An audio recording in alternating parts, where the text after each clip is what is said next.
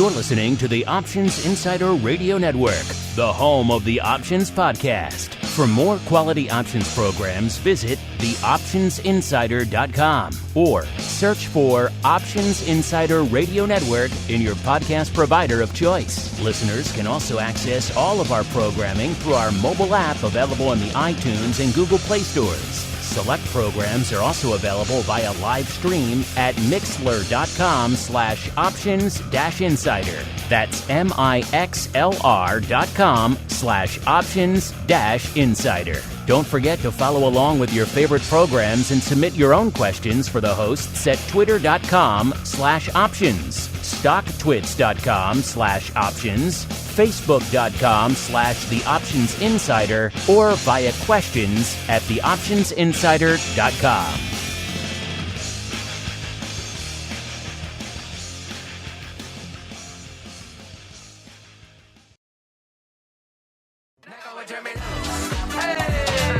Ladies and gentlemen, please welcome to the stage, Ed Modla. Welcome back, everybody, from that nice short break. As everyone trickles in and gets settled in here, one more panel for today, but the conference isn't over. As we know, there are many of you that have afternoon activities, whether it's golf or pickleball or something else, so we hope you get to enjoy that. But our final panel here today is going to be forward-focused, as I mentioned earlier, market innovation, embedding options into financial products. The sponsor for this session is Dash Financial Technologies. They're also going to be the moderator of this session. So I'm going to bring out Tommy Martin, Chief Strategy Officer at Dash Financial, along with his panelists to take over the stage. Please welcome them.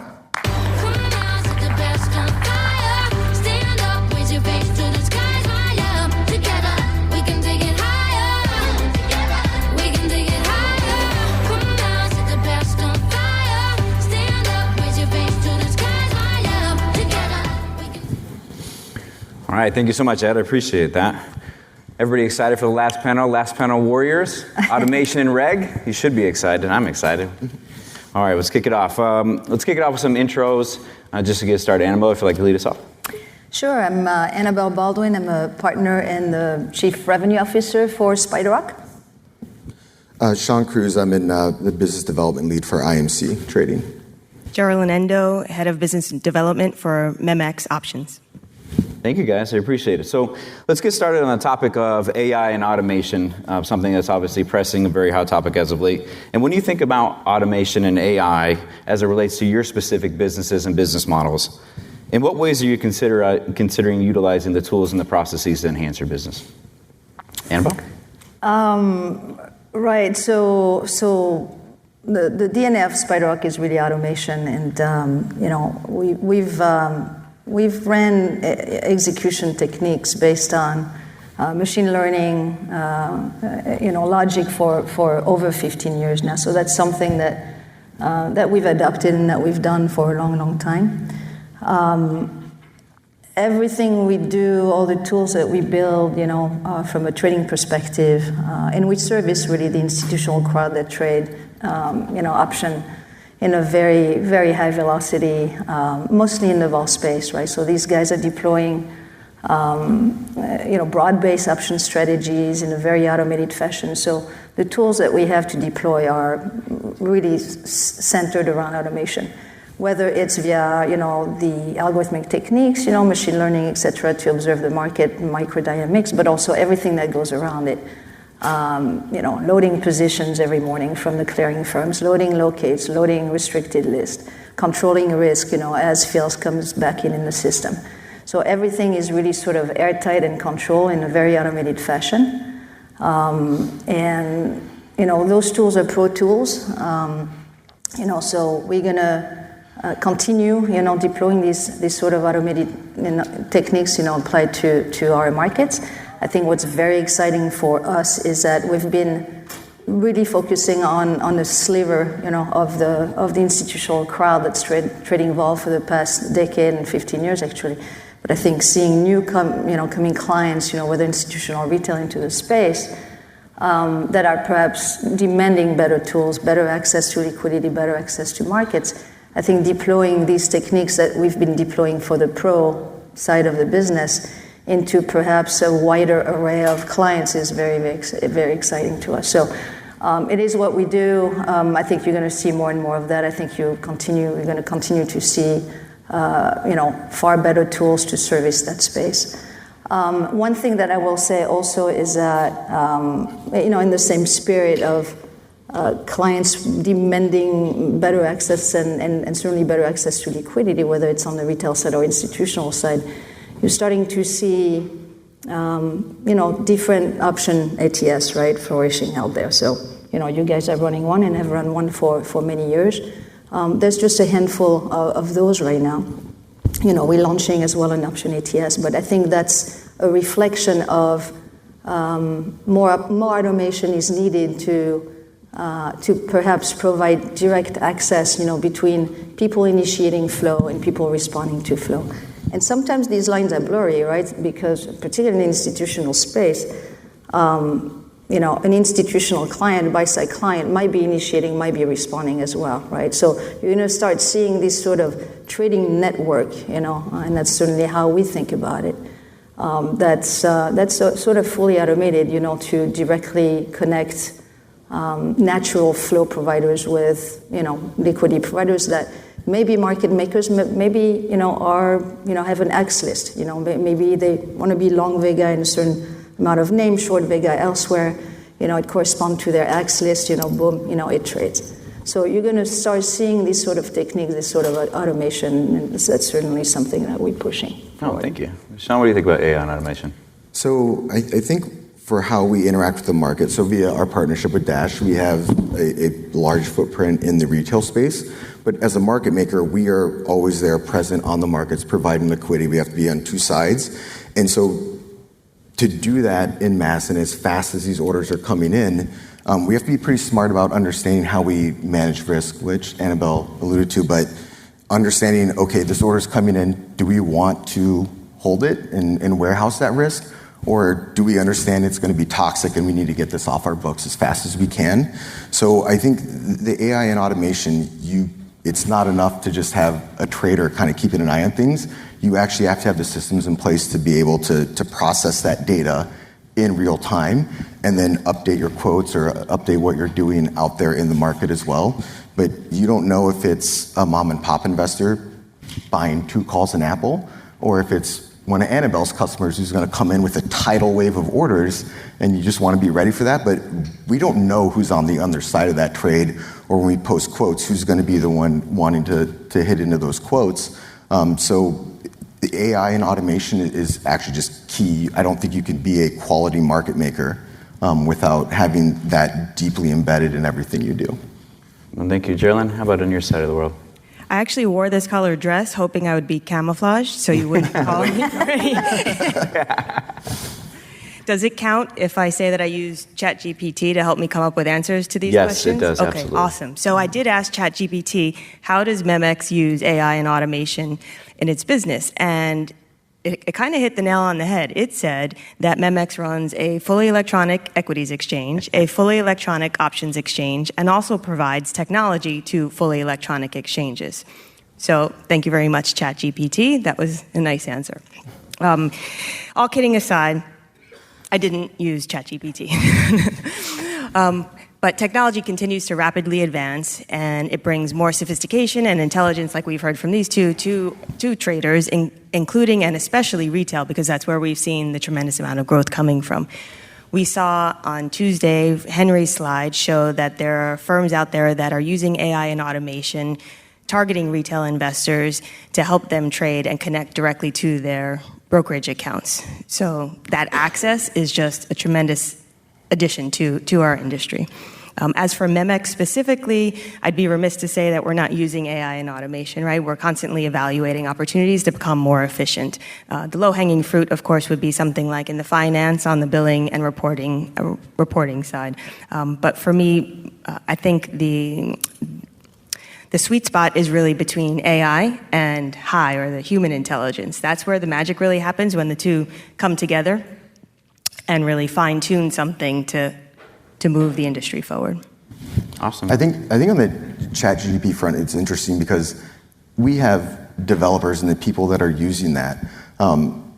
we hire, we think, the best and the brightest we can in the world, and they're not finance, they're not econ degrees. They're usually math, physics, computer science, and even we have some people on our desk who have a computer science degree from MIT, and they're still using ChatGPT to help optimize code and do a lot of things. So I do think AI and automation it's not just what you're doing out in the market, but internally there's a lot of use cases to help streamline businesses. I use it every now and then too, and what might take me 2 hours to code, now with ChatGPT I get done in 30 minutes. That's awesome, and that pivots perfectly to the next question in terms of efficiency. So when we talk about efficiency through automation and you look at recent regulatory changes and something like OCC Phase 3 or the intraday margin add-on rule, what types of workflows are you guys considering? How are you trying to help your clients navigate that new regulatory landscape? Geralyn? Well, first, I think we all recognize the importance of risk mitigation, which is what OCC is doing here. The tricky part with this application is that there are a number of parties involved, right? So you have the OCC, the OCC's clearing member firm. Then you have the exchange member who's actually entering the order to the exchange, who then routes the order, the execution to OCC for clearing. That exchange member may or may not be a self-clearing member. They may use a third party for clearing, or there are firms out there that use both depending on their business lines. So as you can imagine, there's a whole daisy chain that's at effect here, because you have the exchange member, then you have their customer, and then you have their customer, so on and so forth. And at the end, there may be a hedge fund that primes at 3 different places. So the exchange member actually entering the firm may or may not know that information upon order entry. Where MEMX comes in, and other exchanges too, is there's this functionality out there that we call post-trade allocation, or PTA. MEMX provides PTA functionality via fixed and binary, and what this allows the exchange member to do is apply post-trade the appropriate clearing information. The exchange then sends that information over to the OCC in real time for proper allocation. What we do know, Tommy, though, you and I both know, is that this functionality isn't anything new or innovative. It's been around for quite some time. At the same time, it's not available across the board, and even more so, what boggles my mind is it's not used by every firm, and it's not widely adopted. So for those of you in the audience, if you do any post-trade allocation business, I'd encourage you to take a look at the functionality, because I think it'll enhance your workflows and make everybody's lives easier. Thank you. Annabelle, any thoughts? I mean, it doesn't affect our business that much. We do most of everything in a pre-CMTA fashion, right? I think going into these ATS, however, and bringing a different type of client base, we'll try to keep doing things in pre-CMTA fashion if we can, but surely we'll run into this post-allocation where we have to be a little bit sensitive to this.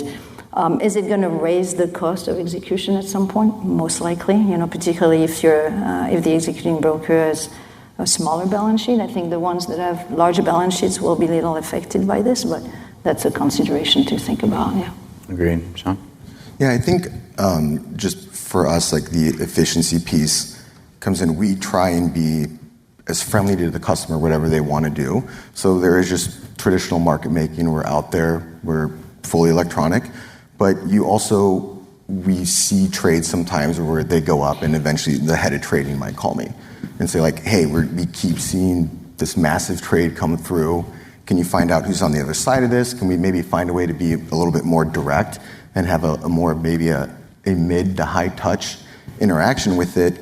And when you go have the conversations, most firms are always open to it because they want to have the most efficient path to getting the liquidity they want.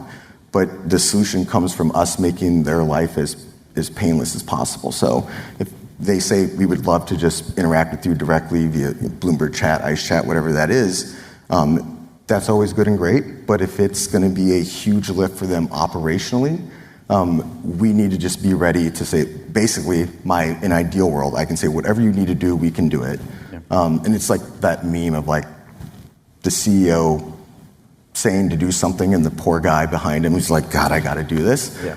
But we try and have the business ready as we interact more and more, we learn more about all the different processes because every firm kind of has its own unique way that they want to interact. Just making sure we could be nimble and efficient to make it easier for them to say yes. That's something that we focus on quite a bit. Old habits die hard, though, too, right? Yeah, yes. Well, switching gears sort of from workflows to market structure or functional market structure, an area that I personally love. When you think about functional market structure, things that are either upcoming or have recently gone live, what's on your minds in terms of being positive for our business or growing your businesses that you guys are excited about? Shawn, you want to start that one? So I think one thing that's been interesting, and you think about where, IMC, we always like to think of like the customer at the end of the day who is driving all that flow and all the trading, because we're not here just to trade against another market maker. Those firms, you can pick any major retail firm, most of them are not just options trading, and their customers have different motivations, different things they want. Some don't want to trade options. Some might want to go through more of like a structured ETF type product. And you've seen the launch of the crypto ETFs, levered ETFs. I think that has been interesting because someone will say, I want some sort of leverage, nonlinear upside to Tesla or NVIDIA or whatever it might be, but I don't necessarily want to go through the entire process of trading those options. They will go to one of those ETFs, and those ETFs take in all the money, and then they actually have their own portfolio of derivatives that they have to trade. And so IMC, we market making derivatives across the board, both in the OCC space and in the future space as well.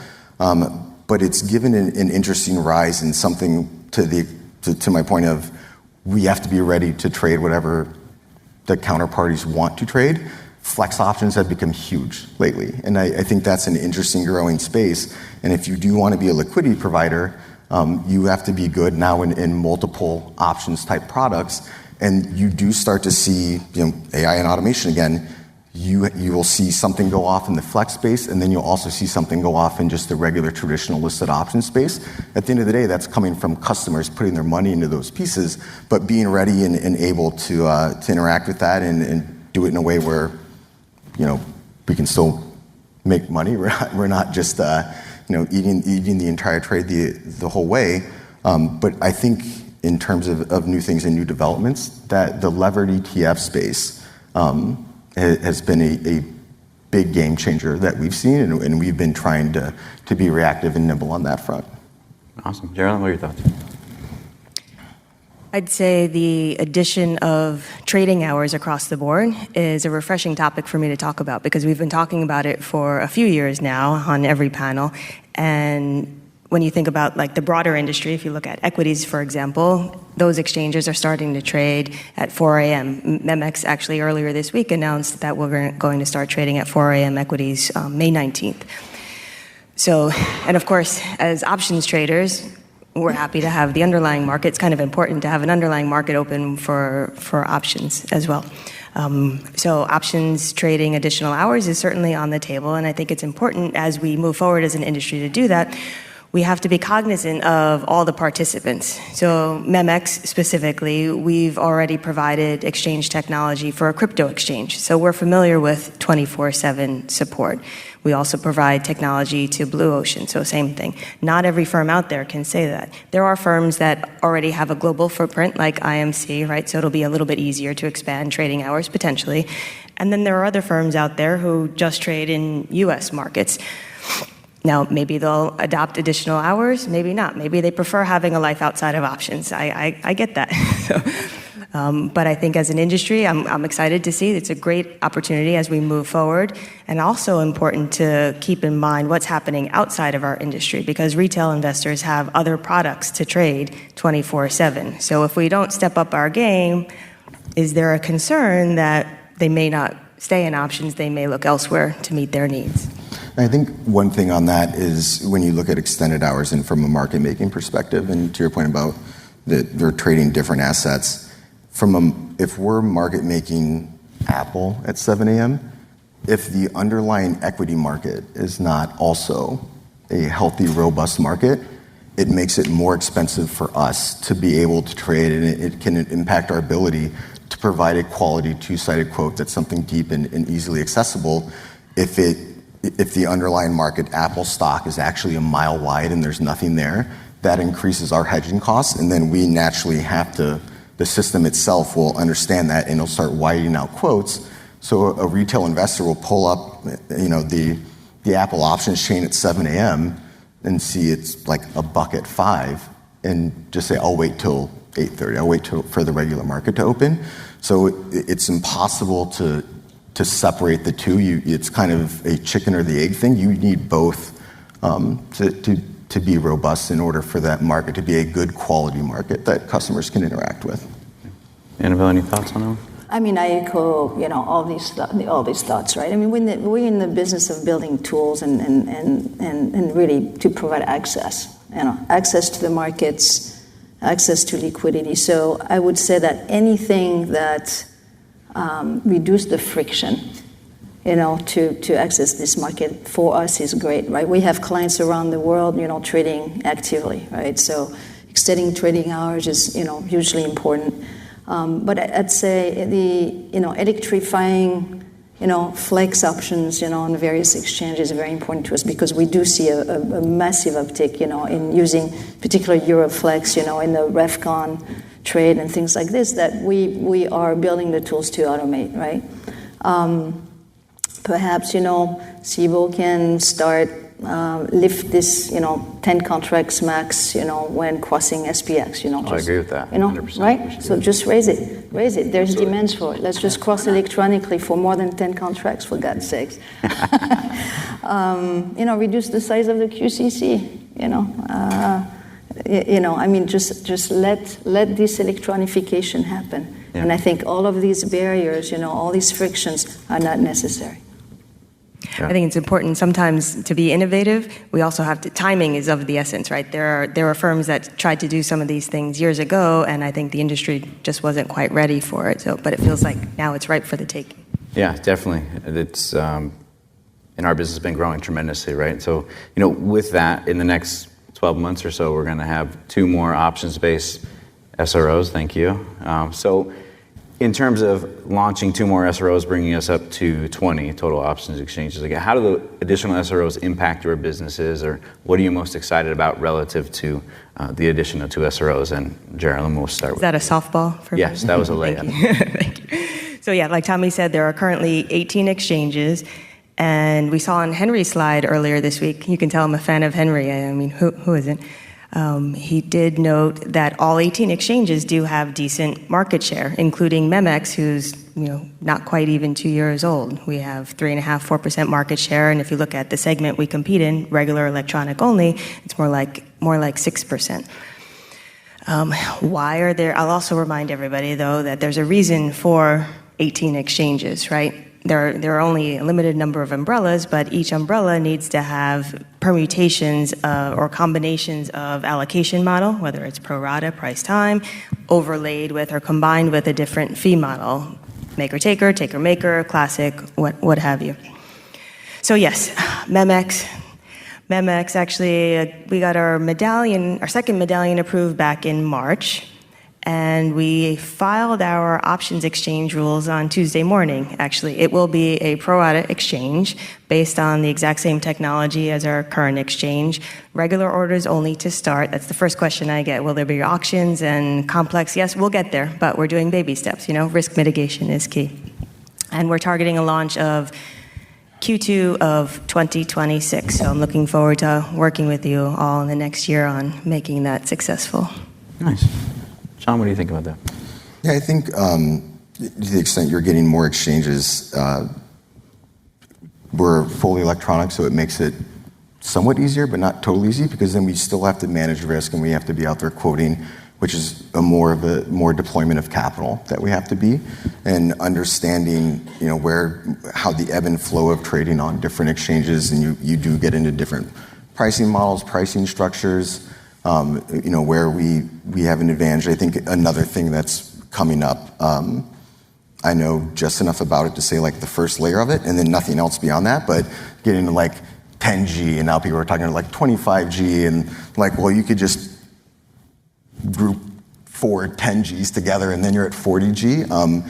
All that, to the extent, and I think that's something that is in flight with the exchanges now, but that comes with a pretty hefty commitment on our side to be ready, because at one point it wasn't clear if it was going to be 25G or 10G and making sure we're ready for that, because all the market makers, all the firms out there have to start getting all their tech in order to be able to do that. And now when you're adding more and more exchanges, and we're a market maker, so we have to be there quoting as well, it just requires a lot of investment on our side to be ready to be there, because we interact with everybody in general, but we also have the partnership with Dash where we interact with retail, and then there's execution quality expectations. And the retail traders notice, like, why did I get filled here when I saw like this price here or whatever that might be, and they come with expectations. So it does require for us to optimize, and the more exchanges you add in there, they say if you get more than 5 variables in any sort of equation, it officially becomes complex. And so we're adding more variables into the equation across the board. We're going to get more symbols, and that we might have Monday, Wednesday expirations on top of that. We're extending hours. People are looking at that too. So all that just comes with an incredible investment from the industry across the board. Absolutely. Annabelle, how does your client base think about additional SROs? Well, so there's really 2 answers here for us. The incremental exchanges coming online really adds, systemic risk to this entire industry from a market data perspective. I think, us having to consume market data at the level that we have to keep up with, every time that there's an exchange that comes online, that's really additive, right? And the money that you have to throw at servers and network and to keep up is a real thing. So that's a negative. For us, it's adding complexity downstream, right? So any, let's call them smart order router provider, right? For us, it's kind of good, right? Because it is very complex, very fragmented downstream. What we present, to our not investors but clients, and those are the large hedge funds by and large, is a normalization layer to liquidity. They don't even know there's 18 exchanges downstream. All they know is the SpiderRock router. We make the decisions to route downstream. So adding exchanges is actually just feeding into what we do best, which is really sort of being intelligent about how to source liquidity, downstream. Absolutely. No, it's a never-ending task, but that's all right. That's what we're here for. So switching gears a little bit sort of towards trading behavior and risk management. Obviously, the market's been up and down a bit lately and in general, but when you're looking at your client base or when you're looking at your businesses, are you seeing any behavioral changes in trading patterns, or are you seeing any different approaches to risk management? John?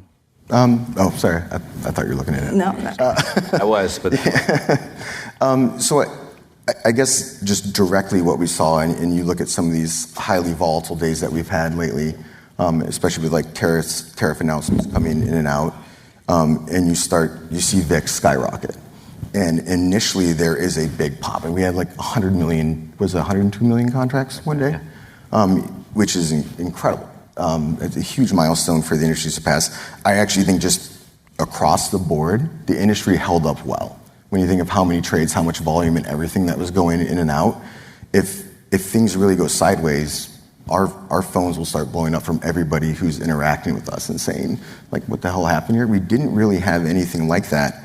But it becomes a challenge of wanting to be there, but also protecting ourselves and managing that risk. So you naturally will have to see things widen out a little bit.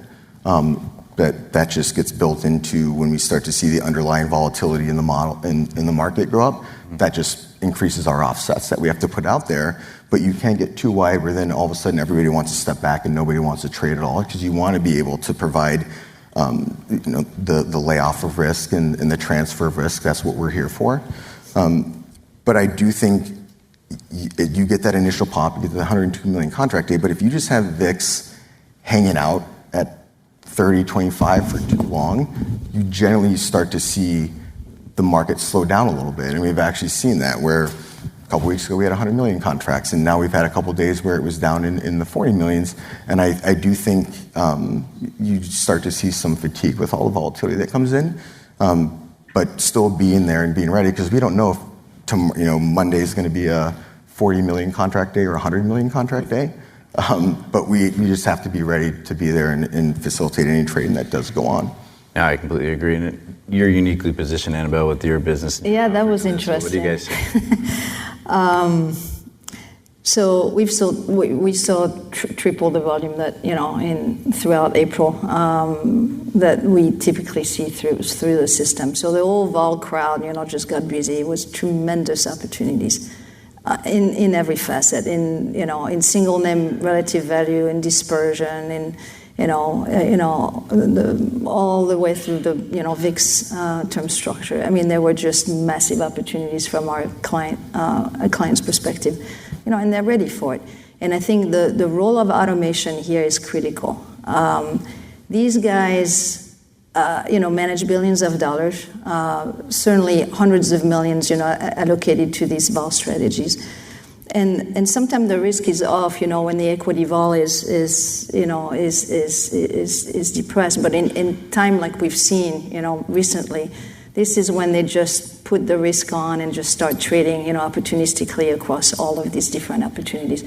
So very, very, very, massive uptick of the vol crowd here throughout the month of April. Things are calming down now, but they have the tools and they need the tool to be nimble, to take, risk on, risk off, and just be very nimble, across the various opportunity set. We saw that in some of the high volume days where the actual traditional customer that you would expect to see, they actually weren't there. So all the flow on those very busy days, they were hedge funds, they were institutions, and they don't come in and just start buying, NVIDIA 30 delta calls. They are doing vol trades, and they move entire vol surfaces. Right. We market make on CME in the ES futures, and then we also market make SPX SPY. And they're out there doing vol trades across that complex. And we're actually seeing that also ourselves internally. Like we see those things move quite a bit. And it becomes a big challenge for us, and just in terms of like doing that trade ourselves, but being able to do it in size, because they're coming in size. And they're moving entire vol surfaces. It gets pretty challenging. Yeah. And Geralyn, for you being downstream sort of in the ecosystem relative to this expression of risk management, like what are you seeing when it makes it to the SRO, the exchange level, in terms of how those things are articulated? I'll flip that a little and say that what I see firms asking about are two things: risk management and throughput or capacity. Yeah. In terms of risk management, firms are asking about what we introduced when we went live, dynamic risk functionality. So firms are mostly familiar with what's traditionally known as passive. What our dynamic risk management functionality allows is for a more constant communication between the exchange and the firm, so everybody knows exactly where they stand at a given moment in time, rather than having to wait for a specific window to close based on a specific data element. The other thing in terms of throughput, I'll do a little public service announcement to remind everybody that Opera, especially given all the microbursts and throughput that we've been experiencing recently, and exchanges noting 1 trillion messages in a day. That's just mind-boggling. But back to Opera. So Opera is going to go to dynamic rebalancing on a daily basis starting Q4 of next year, 2026. They did a survey of industry participants, though, and participants, like we said, when we're trying to innovate, we have to, factor in all the participants to make sure we don't leave anybody behind. And old habits do die hard, I think. But the participants said, hey, wait, we're not going to be ready now to do dynamic rebalancing. So what Opera agreed to do is rebalance on a quarterly basis. That'll start July 14th. So make sure that your firms are ready, and particularly those of you who rely on third-party providers, make sure they're aware and make sure it's on their roadmap so that Opera and the industry has a smooth transition. Right? Awesome, thank you. Well, it is a future-looking panel, so you can't end without asking about the future. So everybody get their crystal balls ready and warm them up a little bit. But what gets you most excited about our industry and your businesses kind of looking forward in the next couple of years that makes you get up every day, go to work, and be excited to keep grinding through what is tremendous growth in the business? And Shawn, we'll start with you. I think the adoption of options, it's been incredible, but I still think there's plenty more to come in that space. So that's pretty exciting. I talked about some of the ETF and a lot of the buffer products, and to the extent that there is money flowing into that, you're going to start to see that echo into the options market itself. So I think that's pretty exciting. I think there's still a lot to come. It's becoming very interesting. I think now we're looking at, we'll just say, like an expansion of tradable time, and that can come in more hours, that can come in additional expirations, which is very exciting, but also something that the industry has to be very thoughtful about. So Geralyn and I are chairs of the STA Listed Options Committee, and that's something when the idea of expansion of trading hours or expansion of expirations into like Monday, Wednesday for a handful of single names, I don't think I guess some people aren't sure if it'll be accretive. I'm fairly confident it will be accretive to volume, but the risk there, and this is why it's very exciting, but there's also a lot of risk. From my time at TD Ameritrade, you would have FINRA, the SEC regulators come in, and they would ask very specifically, how are you approving accounts to trade options? Are you actually doing your due diligence and you're not letting someone get approval to trade some complex structures when they shouldn't be? If you have a massive risk event on a Wednesday because news breaks on Tesla after hours, and there is a massive risk event and there's a huge negative impact to the everyday retail investors, which is at the end of the day, I think what we need to really put in the forefront of how we're thinking about providing liquidity. The FINRA, the SEC, whoever it is not going to come in and say, okay, don't trade Wednesdays anymore. They're going to come in and say, why were these people even allowed to trade options to begin with? That is the risk. And you could all of a sudden see like, all right, we were at 50 million contracts a day. Monday, Wednesdays took us up to 55 million. You're not going to go back to 50 million in that scenario. You're probably going to go back down to 40, and it could actually end up being incredibly destructive to the industry. And I think you want individual investors, institutions, everybody to have access to the options market because they are great products, they're capital efficient. But that's why the expansion of trading and how we proliferate that out is exciting, but also something that we have to be very thoughtful of. Yeah, Annabelle, what are your thoughts and what are you excited about? It's almost, there was a lot of enthusiasm during this OIC, far more than last year, if you guys were around last year. And, we almost act like 100 million contracts, in a day is nothing. We go from 50 to 100 million, no big deal, right? Yeah. That's exciting, right? Absolutely. That's super exciting. The transfer of wealth that's going to happen in the next, decade here is extraordinary, right, to the newer generations. These guys, we're starting to hire these 20 years old, 25 years old out of college, and, that are so savvy, with technology. They're thinking differently, they have access to information, the level of absorption of information that they can do is just, and they just think differently, right? And these guys will push the boundary. They're asking for better tools. You have what gets me excited is the space in which we are right now in really creating the next generation of the future, the tools of the future for a hot market like listed option is exciting. I'm just going to let you guys worry about all the things that you have to worry about, but creating those tools are very exciting. And you almost have to think about how do we remove the complexity of these, because those markets are very, very complex. How do we present something that, from an institutional perspective or retail perspective, and those lines are getting blurry, as you all know. The lines of initiating and responding are getting blurry as well, right? How do we present, a set of tools that provide access to a liquidity that is slightly fragmented right now, on screen, off screen, but how do we make it, so that this whole pie grows for everyone? Because the opportunity is right here.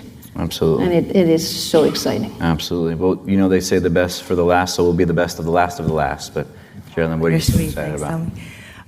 Let's see, there's two things. One, MX2 options, of course, mostly because I'm excited to work with all of you on launching, because that's going to be fun. Two is, like these guys said, it's the growth of the industry. And I think it's largely due in part to education of retail in particular, along with tools. But I'm not sure how many of you were with us at Stack. If you were, indulge me for a moment, because I'm going to repeat something I did there, only because it was so effective. So how many of you want to see the options industry continue to grow? You guys too? Yes, please. Thank you. Yes. Okay. If you're not raising your hand, you're either not paying attention, or maybe, which I get, that's cool, or you're not in the right conference, which is okay too. We will welcome you with open arms. You can help. So there are two things that OIC stands for, at least in our world. I'm sure in other industries they use the acronym too. But if you don't already know the two things OIC stands for, one, the Options Industry Conference, which we had a lovely week today, so let's all thank Trisha Pearl and the team for putting together yet another amazing conference. For a second, yes. And then two is Options Industry Council. So if you don't know what that stands for, or I told you what it stands for, sorry. If you don't know what that is, it is an entity that is entirely focused on educating the masses. And being on the OIC roundtable, I can tell you, we just met this week, I can tell you that they continue to have a lot of success, particularly with colleges and universities. I imagine all of you either went to undergrad or graduate school, or maybe you have kids in undergrad, so I have an invitation for you. After the panel, or at any time this week, come up to me, email me, find me on LinkedIn, and let's figure out a way we can connect your university with the OIC so that together we can help continue to grow the industry. Awesome.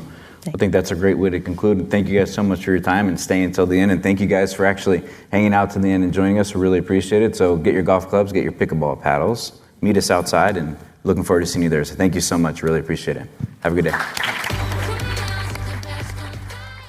You're listening to the Options Insider Radio Network, the home of the Options Podcast. For more quality options programs, visit theoptionsinsider.com or search for Options Insider Radio Network in your podcast provider of choice. Listeners can also access all of our programming through our mobile app available in the iTunes and Google Play stores. Select programs are also available via live stream at mixlr.com/options-insider. That's mixlr.com/options-insider. Don't forget to follow along with your favorite programs and submit your own questions for the hosts at twitter.com/options, stocktwits.com/options, facebook.com/theoptionsinsider, or via questions@theoptionsinsider.com.